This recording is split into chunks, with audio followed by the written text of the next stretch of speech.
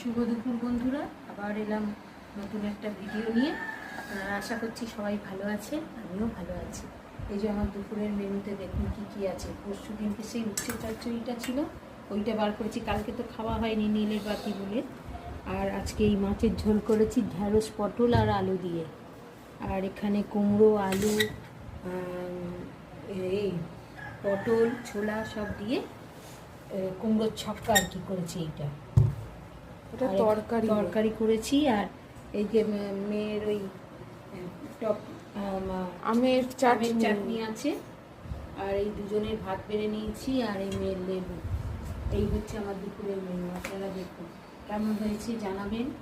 আমি একটু বসছি, বসে পড়ছি।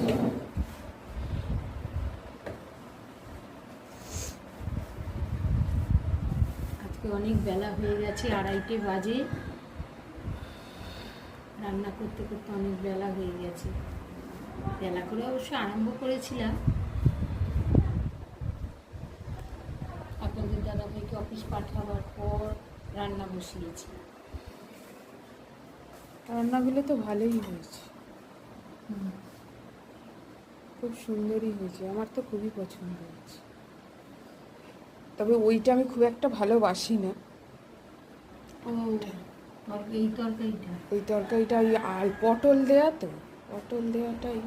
পটল আবার ছোলা, ছোলাটা তাও ঠিক আছে, কিন্তু পটলটা আমি ভালোবাসি না। আর এই গরমকালে কি করব, আলু এই পটল আর ঢ্যাঁড়স আর নালে এঁচোড়, কি করব? ঠিক আছে, কিছুই তো করার নেই, তাহলে যা করেছে ঠিক আছে, আর কি করব। আগে কি তেঁতুল চচ্চড়ি খায় তো? হ্যাঁ, পাশে দিয়ে দাও তুমি।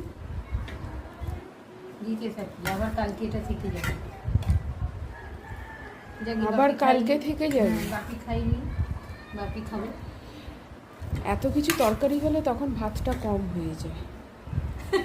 ভাত কম খাওয়াই তখন উচিত, বেশি তরকারি হলে